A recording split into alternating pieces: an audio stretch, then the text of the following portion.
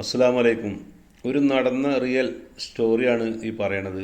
നമ്മുടെ അനുഭവത്തിലുള്ള സ്റ്റോറിയാണ് പറയണത്. ഒരു കഥ നമ്മൾ ഉണ്ടാക്കിയിട്ട് എന്തെങ്കിലും പറയല്ല. ഒരു ഉമ്മി മോളുണ്ടായിരുന്നു. അവർ ഉപ്പ ചെറുപ്പത്തിൽ മരണപ്പെട്ടു. ഈ മോളിനെ നല്ല രീതിയിൽ വളർത്തി. പക്ഷേ അവരുടെ സപ്പോർട്ട് ആരായിരുന്നു വെച്ചാൽ ഉമ്മാൻ്റെ ആങ്ങള ഉണ്ടായിരുന്നു. ഉമ്മാൻ്റെ ആങ്ങൾക്ക് മക്കളൊന്നുമില്ല. ഭാര്യയും അദ്ദേഹം മാത്രമേ ഉള്ളൂ വീട്ടിൽ.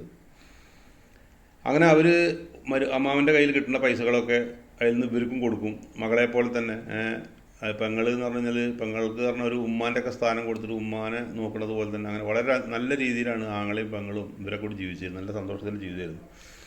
അങ്ങനെ ഈ കുട്ടീനെ കണ്ടിട്ട് വലിയൊരു കോടീശ്വരൻ്റെ മകൻ ഇഷ്ടപ്പെടുകയാണ്. വലിയ കോടീശ്വരൻ എന്ന് പറഞ്ഞാൽ വലിയ കോടീശ്വരൻ. ഇവർ സാധാരണ ചെറിയ ആളുകൾ. അങ്ങനെ ഈ കുട്ടീനെ നിർബന്ധമായിട്ട് കല്യാണം കഴിക്കണം എന്നുള്ളത് ആര് പറയണു? ഈ പയ്യൻ പറയാണ്. അങ്ങനെ മകൻ്റെ നിർബന്ധം അതിന് വഴങ്ങിയിട്ട് ആര് ചെയ്യണു? കല്യാണം കഴിക്കാൻ വേണ്ടിയിട്ട് അവരും സമ്മതം കൊടുക്കണം. അങ്ങനെ കല്യാണം കഴിച്ചു. പക്ഷെ കല്യാണം കഴിക്കുമ്പോൾ ഒരു എഗ്രിമെൻ്റ് എന്താ സംഭവിച്ചാൽ നീ എപ്പോഴും അങ്ങോട്ട് പോവുകയും ചെയ്യരുത്, കാര്യങ്ങളൊന്നും ചെയ്യരുത്. അങ്ങനെയൊക്കെ ആണെങ്കിൽ മാത്രമാണ് നിൻ്റെ ഭാര്യനെ കൊടുന്ന് ഇവിടെ നിർത്തുക, ഇവിടെ സംരക്ഷിക്കും, കാര്യങ്ങൾ നോക്കും. പക്ഷേ നീ എപ്പോഴും അങ്ങോട്ടൊന്ന് പോകണമെന്ന് പറഞ്ഞാൽ നമുക്ക് നമ്മുടെ സ്റ്റാറ്റസിന് പറ്റിയതല്ല, ചേർന്നതല്ല, ഒക്കെ പറഞ്ഞ എഗ്രിമെൻ്റൊക്കെ വെച്ചിട്ടാണ് ഈ കല്യാണം നടത്തിയത്. ആയിക്കോട്ടെ എന്ന് അവരും പറഞ്ഞു. പക്ഷെ ഉമ്മ മോളോട് പറഞ്ഞിട്ട് മോളെ നീ ഇങ്ങോട്ട് വരണം, ഇവിടെ നിൽക്കണം എന്നൊന്നും പറഞ്ഞ് വാശി കാണിക്കരുത്. നല്ല സന്തോഷത്തോട് കൂടിയിട്ട് ഭർത്താവും അവരുടെ ഉപ്പയും ഉമ്മയൊക്കെ പറഞ്ഞത് അനുസരിച്ച് സന്തോഷത്തോട് കൂടിയിട്ട് നീ അവിടെ നിൽക്കണം. ഒരിക്കലും എന്ത് ചെയ്യരുത്, ഉമ്മാനെ പറ്റിയിട്ട് ടെൻഷൻ എടുക്കരുത്, ഉമ്മാനെ പറ്റിയിട്ടുള്ള ഒരു കാര്യങ്ങൾ നീ അവിടെ പറയരുത്, അങ്ങനത്തെ ഒരു സംഭവം ഉണ്ടായിട്ടൊരു സംസാരം ഉണ്ടാവരുത് എന്നൊക്കെ പറഞ്ഞ് മനസ്സിലാക്കിയിട്ടാണ് മോളെ വിട്ടിരുന്നത്. മോളത് അനുസരിക്കാൻ തയ്യാറായി, അനുസരിച്ച് നിൽക്കുന്ന മോളുമാണ്. അങ്ങനെ മോള് കുറേ സമയങ്ങൾ സന്തോഷമായിട്ട് അവരുമായിട്ട് നല്ല ഇതിൽ ഒരു കുഴപ്പമില്ല. പക്ഷെ അവർക്ക് എന്ന് പറഞ്ഞാൽ ഒരു മോളുമുണ്ട്, ഒരു മകനുണ്ട്. 2 മക്കളാണ് അവർക്കുള്ളത്.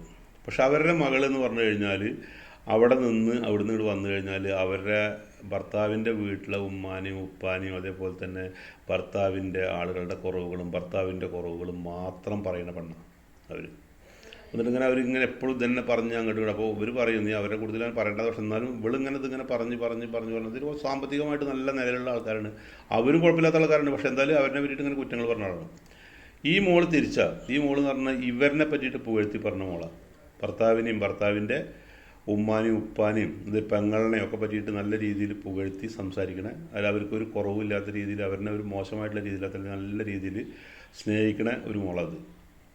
അവരുടെ ഉമ്മാൻ്റെ അടുത്തേക്ക് ശ്രദ്ധിക്കണില്ല, അല്ലെങ്കിൽ വേറെ എന്തെങ്കിലും കാര്യങ്ങളില്ല, അങ്ങനത്തെ ഒരു പരാതിയോ ഒരു കാര്യങ്ങളോ ഒന്നുമില്ല. അങ്ങനെ ജീവിച്ചുകൊണ്ടിരിക്കുകയാണ്. അങ്ങനെ കുറച്ച് സമയം കഴിഞ്ഞ് നോക്കുമ്പോൾ ഭർത്താവ് ചോദിച്ചു, നിന്നെ ഞാൻ കല്യാണം കഴിച്ച് കൊടുത്തിട്ട് ഇത്രയും ദിവസങ്ങളായി, നീ നിൻ്റെ ഉമ്മാനെ പറ്റിയിട്ട് ഉമ്മാക്ക് എന്തെങ്കിലും കൊടുക്കണമെന്നോ, ഉമ്മ ഒറ്റയ്ക്കുള്ളൂ, ഉമ്മ അടുത്ത് പോയി നിൽക്കണമെന്നോ, നമുക്ക് കുറച്ച് ദിവസം നിൽക്കാമെന്നൊന്നും നീ പറഞ്ഞിട്ടില്ലല്ലോ.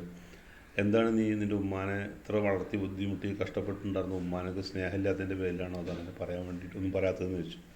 അപ്പോൾ എൻ്റെ ഉമ്മാനെ സ്നേഹം കൂടുതലുള്ളതിൻ്റെ പേരിലാണ് ഞാനത് പറയാത്തത്. എൻ്റെ ഉമ്മ പറയണതനുസരിച്ചാണ് അവിടെ നിൽക്കുന്നത്. എൻ്റെ ഉമ്മ പറഞ്ഞിട്ടുണ്ട് എൻ്റെ ഉമ്മാൻ്റെ ഒരു ബുദ്ധിമുട്ടുകളോ കുറവുകളോ ഒന്നും പറയരുത് എന്നുള്ളത്. അപ്പോൾ അതെൻ്റെ മനസ്സിൽ ഞാൻ ഒതുക്കി വെച്ചിട്ടാണ് ഞാൻ എന്ത് ചെയ്യണത്, നിങ്ങളോട് ഈ സഹകരിച്ച് ഇത്രയും സന്തോഷത്തോട് പോണത്.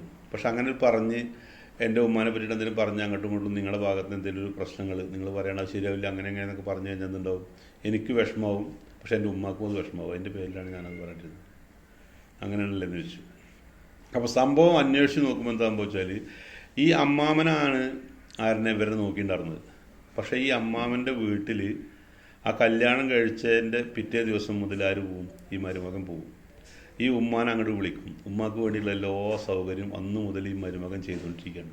എല്ലാ കാര്യങ്ങളും മരുമകനാണ് ചെയ്യുന്നത്. എന്ന് വെച്ചാൽ അമ്മാവൻ്റെ കാര്യങ്ങളും, അമ്മാവൻ കുറച്ച് ഇതൊക്കെ ആയി, ജോലിയും കാര്യങ്ങളൊന്നും ഇല്ലാണ്ട് ക്ഷീണമൊക്കെ ആയിരിക്കും. പക്ഷെ അമ്മാവൻ്റെ ഭാര്യയുടെയും അതേപോലെ തന്നെ ഈ ഉമ്മാൻ്റെയും എല്ലാ കാര്യങ്ങളും മരുമകൻ അവർക്ക് വേണ്ട എല്ലാ സൗകര്യങ്ങളും ചെയ്ത് കൊടുത്തുകൊണ്ടിരിക്കുന്നത്. എല്ലാ കാര്യങ്ങളും ചെയ്യണം. പക്ഷെ ഇത് ആർക്കറിയില്ല? മകൾക്ക് ഇതറിയില്ല. എന്താ സംഭവം?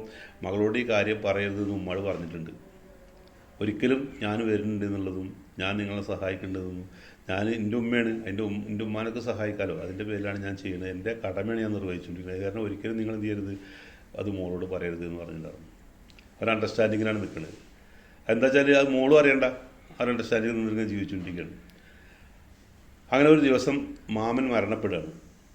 മരണപ്പെട്ടപ്പോൾ എല്ലാവരും എത്തി നോക്കുമ്പോൾ ഈ മകനെ അവിടെ പറഞ്ഞയക്കണത് കംപ്ലീറ്റ് കാര്യങ്ങൾ പറഞ്ഞ് എല്ലാ കാര്യങ്ങളും ഉമ്മാനെ നല്ല രീതിയിൽ നോക്കണം എന്ന് പറഞ്ഞ് വിടുന്നതാരാണ് വെച്ചെങ്കിൽ ഈ മരുമകൻ്റെ ഉമ്മയാണ്. അപ്പോൾ ഒരു ഉമ്മാക്കാണ് ഒരു ഉമ്മാനെ പറ്റിയിട്ട് അറിയുള്ളൂ.